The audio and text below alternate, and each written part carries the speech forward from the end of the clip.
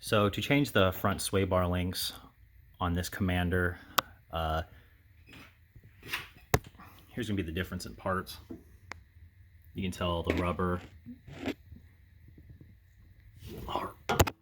These are original from 2008, so definitely time. You can start off with the bottom bolt, but what I like to do is take a jack and press up on the lower control arm, relieving some pressure on this bolt because it's connected to your lower control arm. But this is an 18 millimeter. This is an 18 millimeter. What's nice about this bottom 18 millimeter bolt is that you can hit it with the impact if you have it. The top one, unfortunately, it's just PB blaster and 1/2 inch tools. So once you relieve the pressure on that bottom bolt by lifting the lower control arm,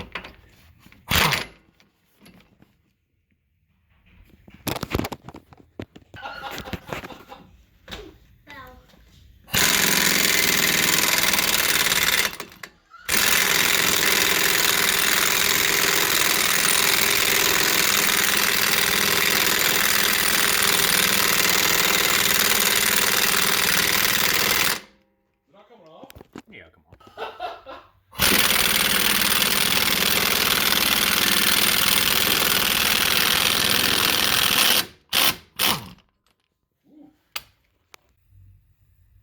So if you're by yourself, like me, you got the bottom bolt out. Now you need to work on the top. Again, it's 18 millimeter bolt head and nut.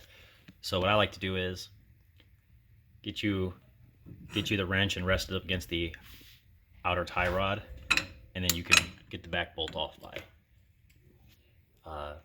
using a 1/2 inch tools. You're going to need as much power as you can possibly get, and with the breaker bar.